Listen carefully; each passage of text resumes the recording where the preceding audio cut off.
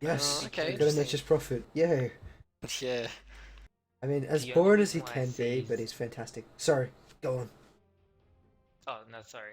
The only reason why I see Silence is a good pick is that you'll be able to stop basically Lifestealer from raging up so that Al can get the thing, Razor can get the 10 static link on him seconds so that he can't do any remaining. damage, and just basically stuff like just 5 stopping seconds them as they go. remaining. Fair enough. Actually, we saw J and Co pick up a Reserve silencer time. in one of their early games. I don't remember who was up against. My memory sucks, especially after we've seen so many games in one day. But it would be an interesting choice, certainly from MTS. One that you don't see too often. But yeah, as you said, it certainly can provide a lot of utility, particularly that the long silence from the global, but even with last word and stuff like that. And there's Oh, the Viper Viper. instead. So they got a very tanky mid lane carry here. Viper does quite well against the Storm Spirit because no matter how much Storm Spirit's going to be flying around, if you get those poisons on him when Storm Spirit's low health and he doesn't effectively ball of lightning the dot damage coming out, Storm Spirit can still die even on the other side of the map. So I really like this pickup and it allows a little bit more tankiness to their lineup. They are trying to withstand the onslaught coming out from Janko. Storm Spirit, he's going to be trying to get in there and find an easy kill. He's not going to be able with these tanky heroes. The Lifestealer, however, he's gonna have a field day because he's gonna get that bonus damage from Prepare his for passive, battle. the more health that they have on him. So, gotta be a little bit careful, but I like the going for that tankier route, the pickup of the Viper. Let's introduce the teams now. On the side of MTS, we do have Yo-Yo on the Elder Titan. Andy is on the Alchemist. We've got Dark Horse, their captain, on the Razor. Nada, stand-in for MTS there, and Hookless Pudge on that Viper. Oh man, I didn't even did I say half of those heroes. Man, I am out of it. And on the side of Janko, you do have their captain will be. Oh, I think Captain Eve AZN will be picked up on that Abaddon, who at least play in the pink position. Dark Storms will be running on that Lifestealer, who's currently rotating top. I forgot how to Dota on the Visage, Night Shiver on the 30 Storm Spirit, and seconds to finally you battle. have Ching picking up the Nature's Prophet. Yeah, and actually they swapped heroes. Naishiva picked up the Visage during the draft picking thing, but then they just swapped it later on, and that's nothing too surprising. Naishiva's their mid hero for J and Co, so just a little bit of swapping around. They've done that a few times already, so it's sort of expected at this sort of The from battle them. begins. Viper in mid, I feel like against a Storm Spirit wouldn't be too bad.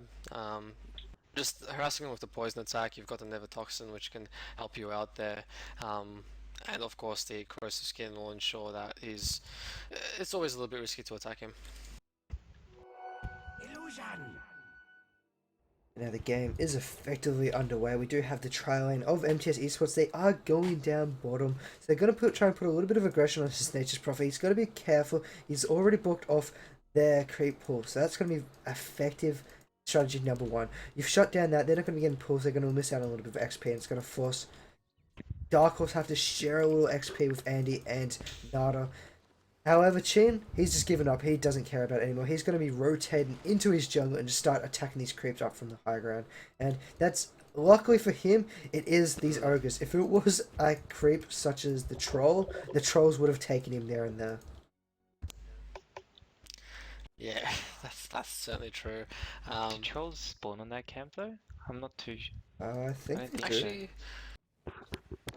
No, I'm pretty sure mm, trolls only spawn on the main camp, two camps, which are the far end ones. I Ah, think he's right. I think he's got you there. damn it. I blame being They tired. s- they spawn on the radiant side, so if he tries to cliff jungle there, he'll get it. Actually, they Yeah, are there now, so if he goes down there, he should get a very nice present. yeah. Those range trolls, quite annoying if you're trying to cliff jungle nature's prophet, which you generally shouldn't be doing in pubs. Just for all you people watching, seriously, it's not that great. Yeah, Alright, I so I'm love down. seeing those heroes that do try and do it. It's just like, oh, yeah, okay, you're cliff jungling, and then you just ruin them because you have got a nice ward that spots them out doing it. Because I mean, if you have a ward up on this cliff, you generally see when a nature's prophet is cliff jungling if it's just in the correct spot, if it's a little bit deeper than your usual ward spot. And once you see that happen, you just go up and harass him down a little bit if you're a support. pretty much. He actually did just TP back into his off lane, so he's not going to be doing that for too long. I'm not too surprised there. Obviously, this Unching, he's actually gone for a little bit of a strange build, I gotta say. Teleportation level 1, usually you don't see it. You usually see Nature Scroll, and you use those treants, for example, to scout the runes and pull camps or block camps and stuff like that. Instead, he's not doing any of that. In fact, we have a Visage now in mid. Go throw out that Grave Chill. Got a Night Shift. He's going to start charging him. He's got the Vortex into the Revenant. But the Revenant was late. Do they have enough damage? They have the TP and they have the Soul Assumption. So we will pick up first blood onto Night Shiver on the Storm Spirit. I'll drink to that. Yeah, and a great teleport to get the kill on top as well. They get the kill on Yo-Yo, Elder Titan by himself. So Darkstorms and Eve able to get a kill while Visage wasn't around. So great start for Janko at the moment. 2 very easy pickoffs. Now in mid lane, once again, they're going on Hookless Punch. They do see a Nightmare. We've got Stun Beam Channel. It will land onto Night Shiver. He's going to take all of them. Skura comes in. They're not going to worry about that. They will get a counter kill onto the Storm Spirit. It did take a little bit more effort, and at top lane, they're still going in hard. Yo-Yo, he gets a nice sleep off onto AZN, but that's not going to bother them. They're all tanky. As we mentioned at the start, very tanky heroes to go underneath this tier 1 tower in the first 5 minutes. And that's wholesome. Like even with the stomp there, it was just a good rage and whatnot to ensure that they avoid it. And it was only the Abaddon who ended up getting hit by it. Denied.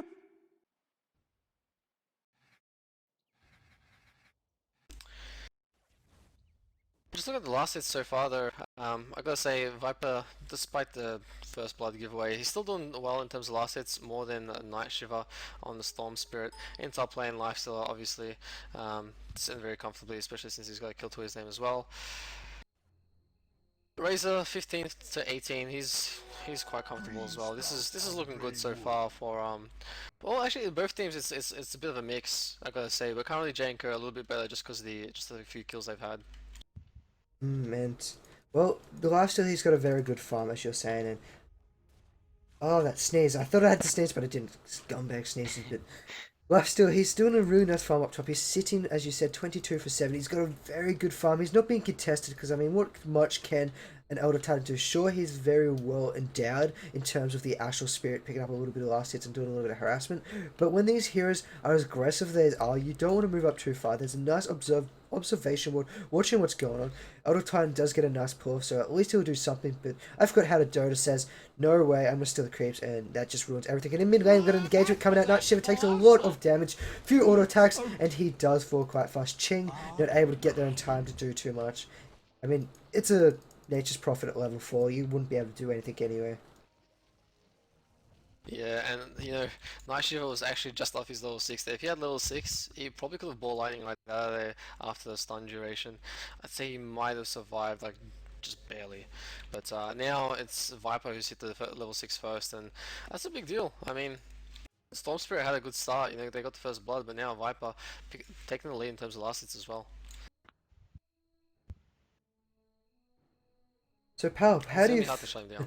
Palp, how do you feel both sides should go on here? Who do you think should make the first move, start rotating around the map, or who do you feel is in a better position to sit back, farm up, and take this to the mid game? It's really hard. Like it seems like they can't really do much if they rotate bot because they seem to be having Bane and Alchemist there all the time unless they're rotating. Like MTS is rotating really well, but it seems like Jay and Co are just trying to be able to get this Elder Titan and actually farm off him instead of actually trying to rotate over to different lanes and stuff like that, from my perspective.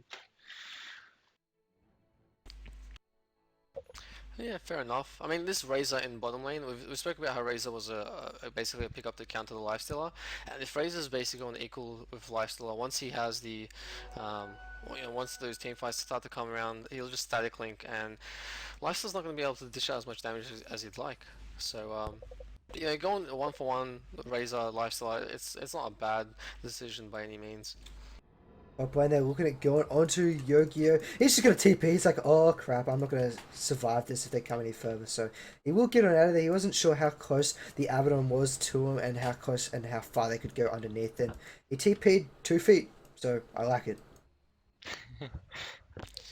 Yep. all the way back to his own tier 1 tower, which he was pretty much standing right next to. That's fear right there. I mean, you have to TP when you're that close to your own tier 1 tower. You're absolutely petrified of what the opposing trialing can do to you. Yeah. Gotta say, MTS have been left alone in these other lanes though. There hasn't been any more ganks on Hookless Pudge on the Viper.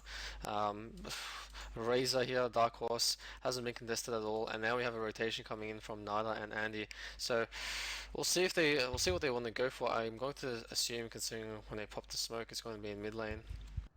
They do throw that at Ward, giving him a little bit of vision, and they do it under smoke, which means it's very hard to, and they will actually get smoke revealed. Eve, he's walking back into him, he's turning back around, he's in a lot of trouble. He decides he's going to throw out his shield, the stun is being channeled, but do they have enough here to deal with this? I don't think they do. Viper's trying to throw it as much as they can. They do actually pick up one. Pudge, Hookless Pudge has been thrown back in towards the tower. Not going to be enough damage on Hookless Pudge, and he might even just throw around. We've got a Zip come flying back on. He's going for Hookless Punch. He gets Nightmare. We have another Cocktail stun being channeled. Not going to be well enough. He is already back to his tier 1 tower with the rotation coming in from I Forgot How to Dota. And there's the minus on Nature's Prophet, so his farm's really going to start coming alive now.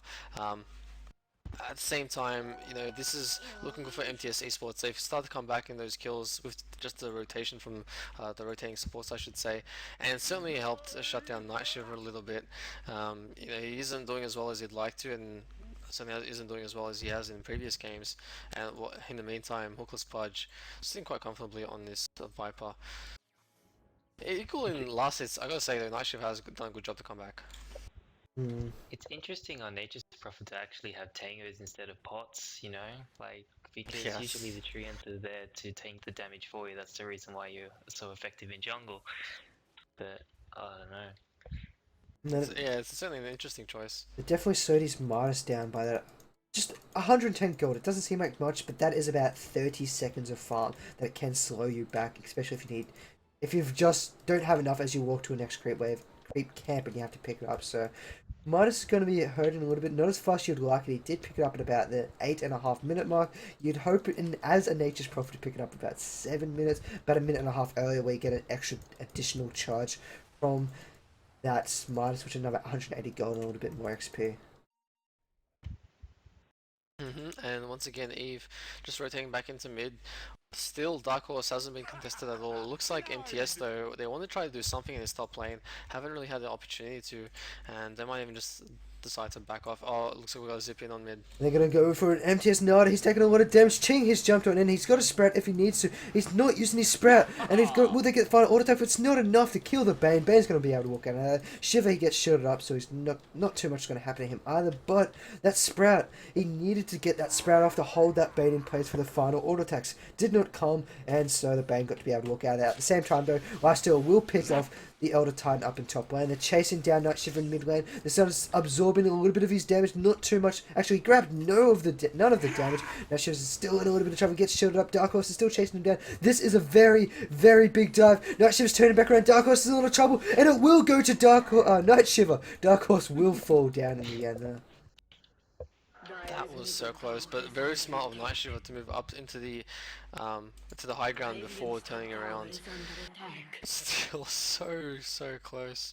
Dark Horse thinking he can man mode it up and just go in. Unfortunately, not quite tanky enough.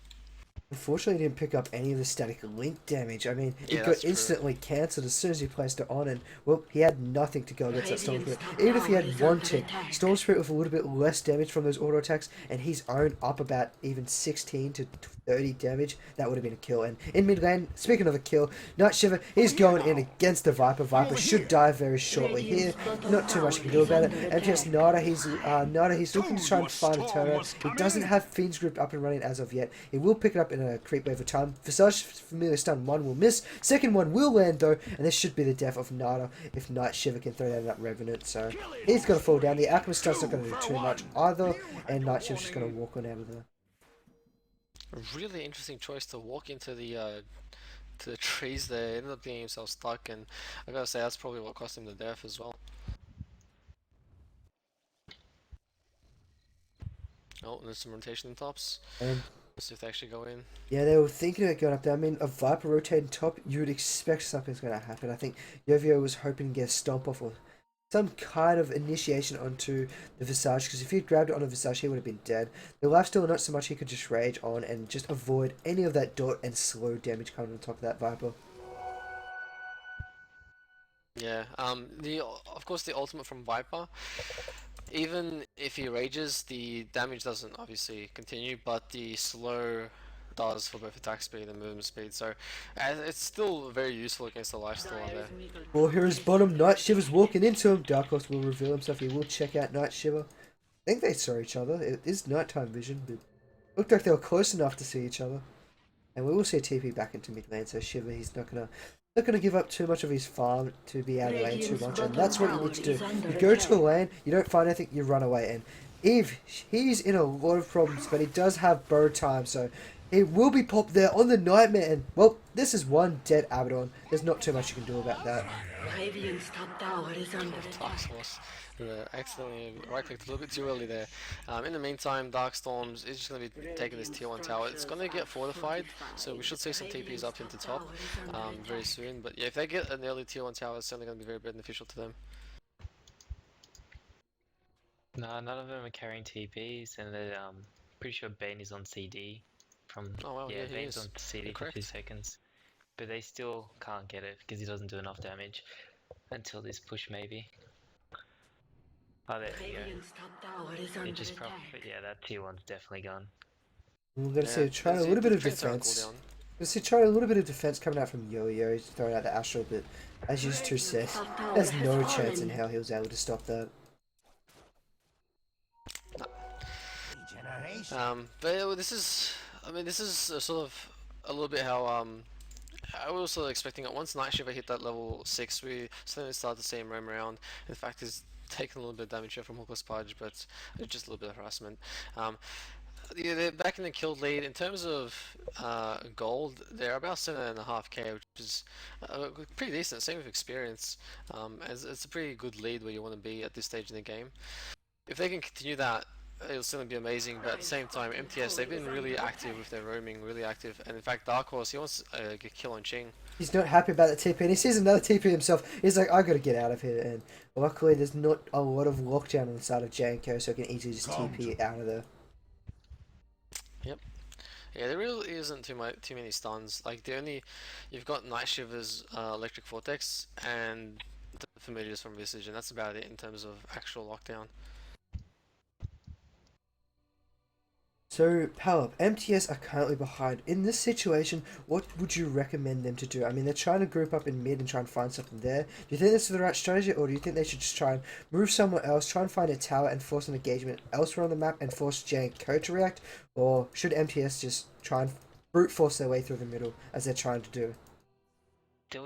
They should try and initiate as much team fights as possible, like grouping up together as 5, because it seems like they're getting picked off one by one, and they're getting targeted. What I think that they should do is basically get like the Alk or the Bane to initiate, getting the ult of Elder Titan, and then forcing them all together so that the acid spray and basically the static link and static plasma field will actually all stack, so that at least they could do some damage and like hopefully drop a couple of people. Radiant's top tower is under attack. And in that last fight there, we did see an initiation going on to mid. Fiend's Grip was used for a split second, but got cancelled out shortly after from the Revenant. They did lose their Viper in mid lane. At the same time, Lifesteal found an easy kill on top of their Elder Titan up top lane. You think Elder Titan would learn, but he keeps going back for more. And now we have Hookless Punch. He's in a lot of trouble. He gets open wounds. Eve, AZN, he's here. He's ready. They're taking him down. They have the movement slur on him. Infest comes out, and Abaddon will pick up that kill. Yeah, and these kills, I mean, Janko have been just really active now as well. We said that earlier, they didn't really move around a crazy amount. I certainly think MTS was more active in terms of, you know, ganking and stuff with their supports. But now that they've sort of got those levels, got the experience, now jumping on Ching. And they're going hard. They will easily find a kill on that Nature's Prophet. I mean, he didn't have too much under his belt to do there. Yeah, I think he's cooldown for his TP. Was it cooldown?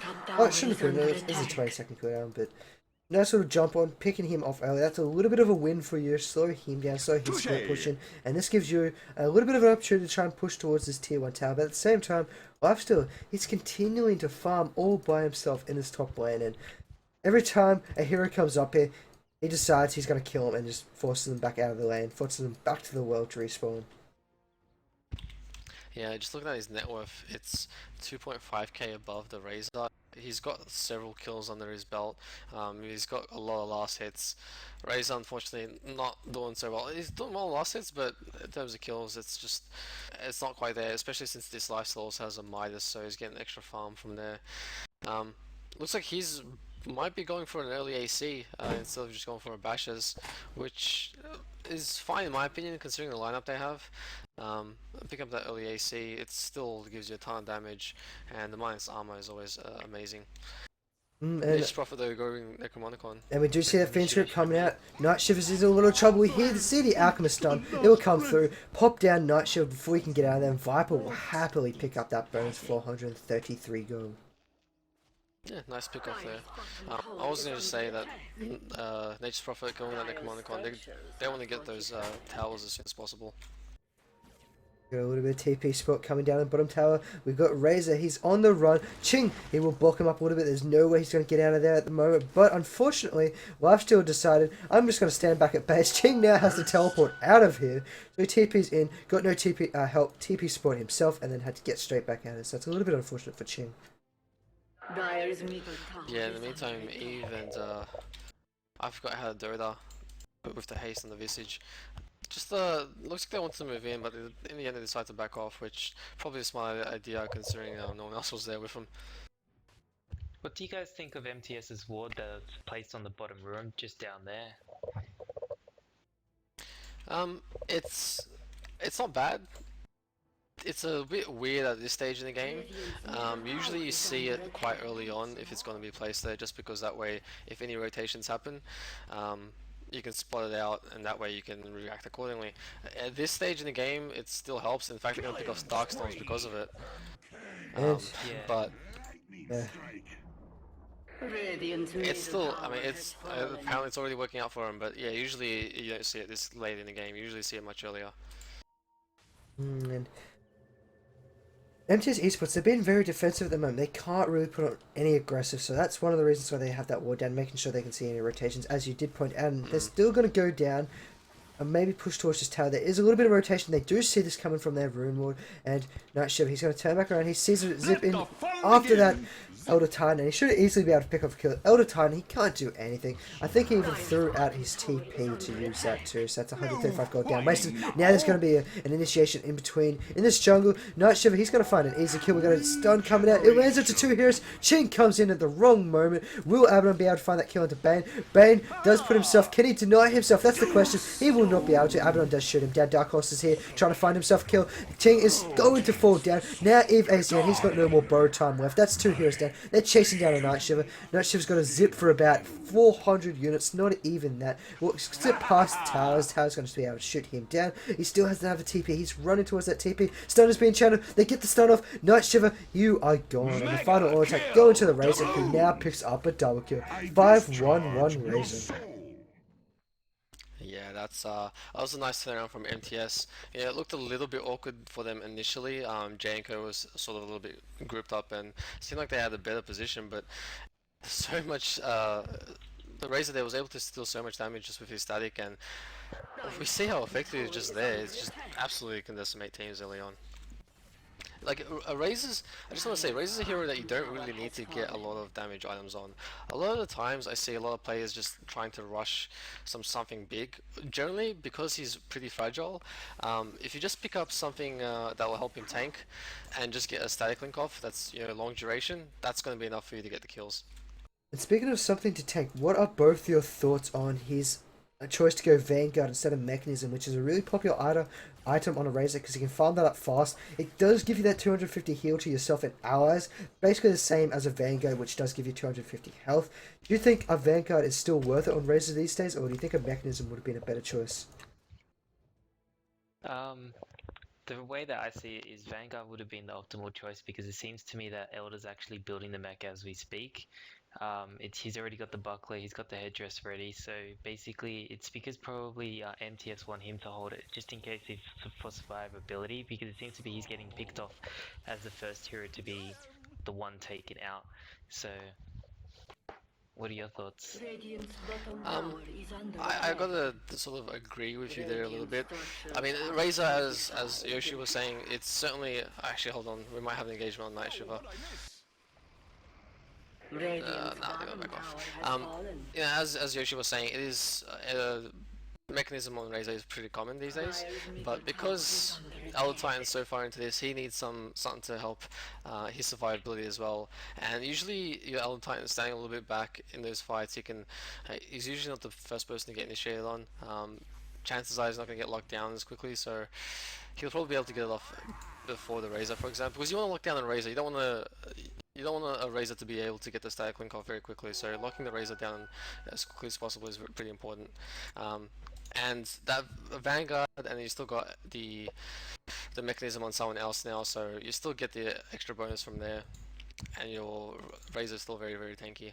Obviously, the Vanguard does fall off in the later stages of the game, just because the nature of Vanguard, it's pretty static.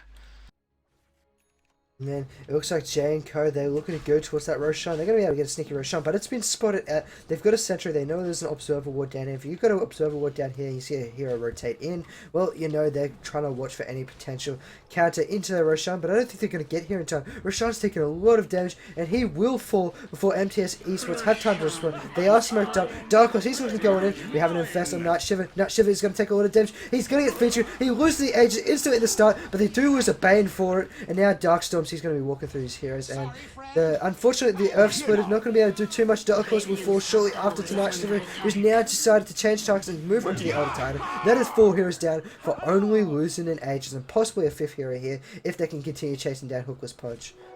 Which, it looks like he's just going to turn around, he's going to try and fight it, but unfortunately it wasn't the case. The armor was toggled and gave him that additional 400 HP. Yeah, that was huge for J&Co. I mean, after, I don't know, what do you think, Pal? Do you think that MTS should have backed off after they saw the Aegis get picked up and the Roshan fall, or do you think they should have just continued on as they did, and just engaged it a bit differently? When they saw Roshan, when they like basically killed Roshan, they were at this point here, which is basically, once you see that happen, it's basically a no-go, just back off, because you know the whole team is going to be there, and that you're going to essentially be versing 6 heroes. And in the way that since MTS is actually falling behind J&Co, I would actually take back and wait for them to make a mistake before moving in. Yeah, I gotta agree with that. I feel like it was just they were a bit too overeager. They did kill off the Aegis, of course, but for an entire team wipe, it was certainly not worth it. Especially since J&Co did know that they were there, because they did have the obs up there that they de-warded. Yeah. And so MTS Esports just walked into that like a little chickens into the grinder, and Ching, he's got a surprising amount of farm compared to the game he's had so far. I mean, he's constantly been chased down by this Razor, forced out of the lanes. He had to off-lane it by himself, having a little bit of issues there. Died twice, but managed to pick up a Necro Book level 3. He's even got a Blink Dagger he now just picked up from the outpost, and I don't even know what to say about that. I like the Blink Dagger. You know, a lot of people go for Shadow Blade.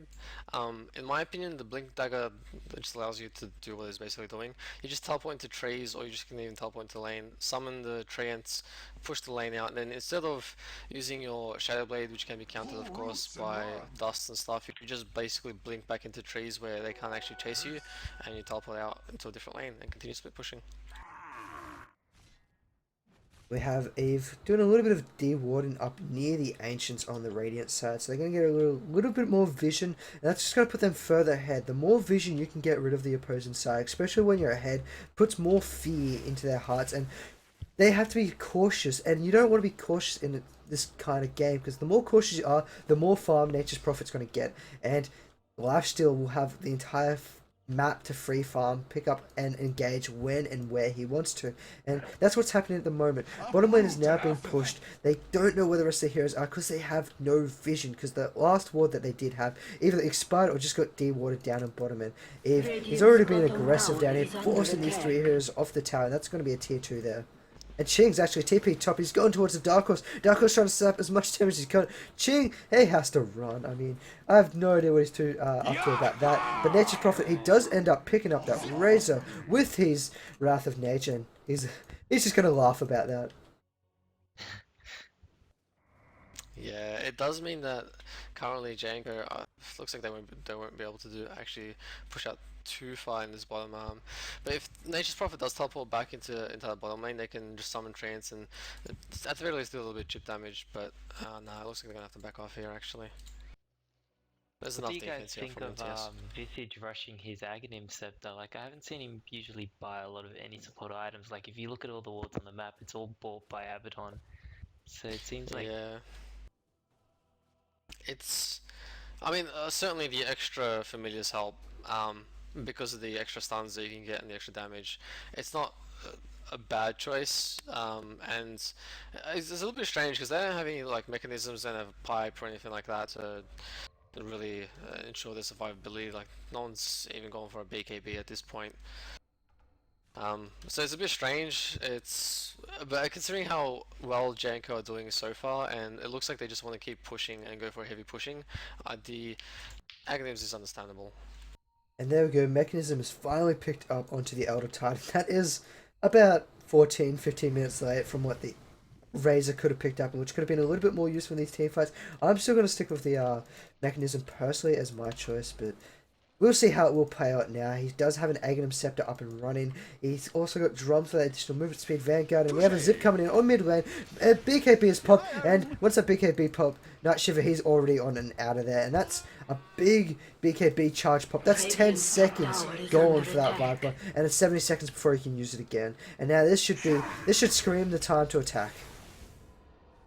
Not only that, this Nature's Prophet in top lane just absolutely doing damage to this tier 3 tower.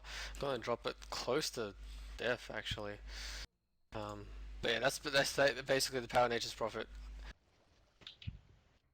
The further MTS eSports is split up, the more viable kill opportunities that J-Code they do have, because I mean, they can't even take fights 5-on-5. If they have to take fights 2-on-2, 3-on-3, or any kind of segregated unit amount, this is going to favour J-Code, because Nature's Prophet, he can TP to any of them and help them out there. You have a Storm, so he'll zip in from one lane or another and continue to back them up anywhere that happens. And MTS Esports, they just don't have the mobility that J-Code they do have, which offers them all this initiation, the roaming, the ability to get into the fights to save their teammates, and the ability to back them up. Whereas MTS Esports, what do they have? You got a very fast Razor, you got a Viper who's looking to slow people down, but he can't get there too fast. And Bane is just walking quite ridiculously slow as it is. Palab, what do you think MTS should do at this point? I mean, they're clearly on the back foot. Their tier 3s are on the siege. Do you think they should just sort of try and see if Jayco make a bad engagement? You know, try to get a nice Elder Titan stun and ulti?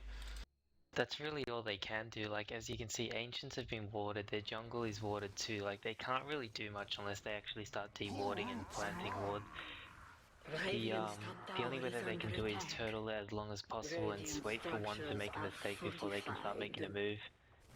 And we have a blink coming in from Ida. He lands onto the Nature's Prophet. They're going to decide to go in it, but at the same time, bottom tower's going to take a lot of damage. He's going to throw out that Sprout. Do they have enough damage? They used the Fiend script on the Nature's Prophet. I really don't think that was necessary since they were about to take him down normally. And now, bottom tower, it will fall. There's enough damage. They're going to keep going. And he's going to blink on in. He gets the nice cocktail onto the AZN. We got the Earth Split coming through. It's not going to do too much. We do see the Razor fall. Alchemist should fall shortly after.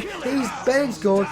We do see a buyback coming from the Razor. Viper is on the run. Do they have enough damage to take out the Viper? Night Shiver, he feels if he does, he's going to get the final auto text, but the wand is popped to keep him up just a little bit longer, but that's going to be our racks. Top tower's already gone down because we have Ching. He's already back there into the action, and that's 2 racks going down. And Dark Horse, he's still trying to man up. He gets mini stun coming from Dark Horse. Zip comes on in. He silences up that hero, and now will they pick him off straight after the buyback? They will pick him off. Viper's going to go down, and this should be game going in favor of Jayco. And there we go. GGs are coming out, and Jayco, I think they've won enough to move into the upper bracket.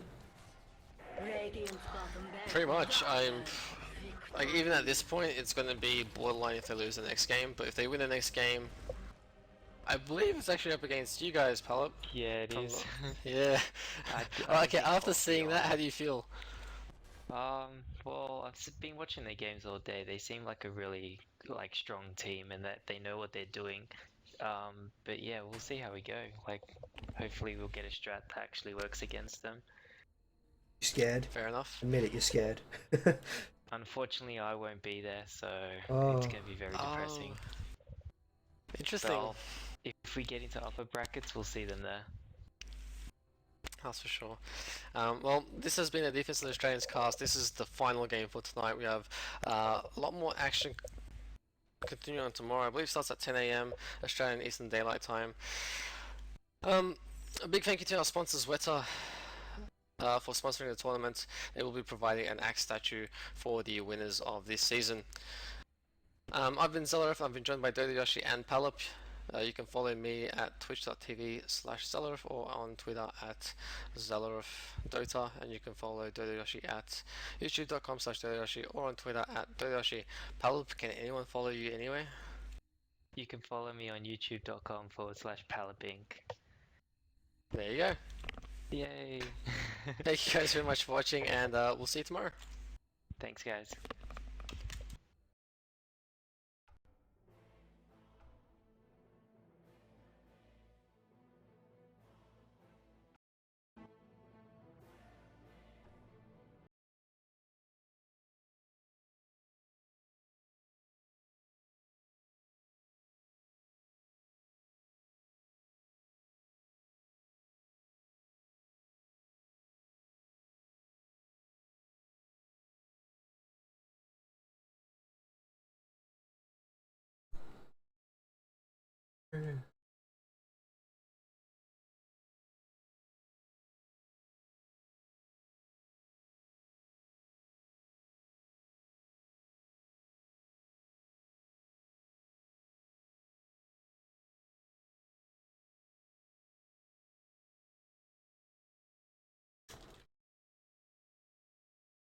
freedom.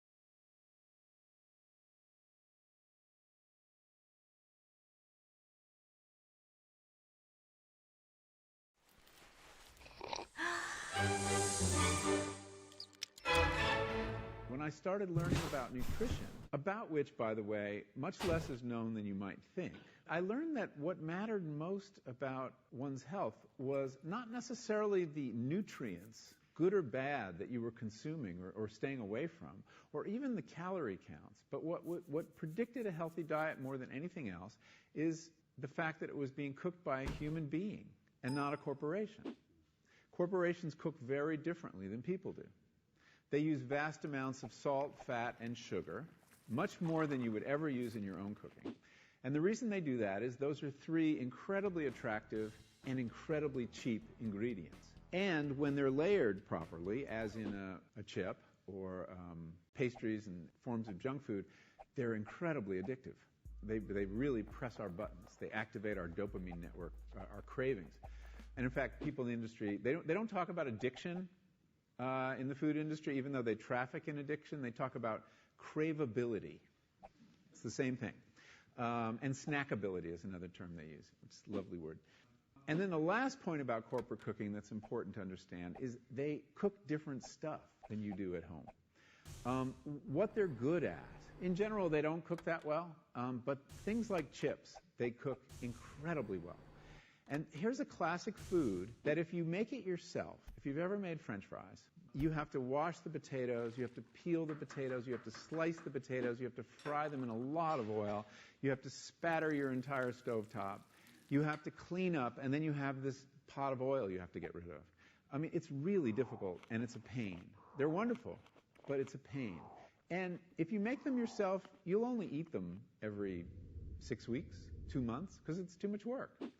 But when you let corporations cook for you, it's so simple and so inexpensive, and they're really good, that you will have them twice a day, as many people in America do. So you see the kinds of foods you end up with are these labor-intensive foods and desserts. These special occasion foods become everyday foods when we let industry cook for us.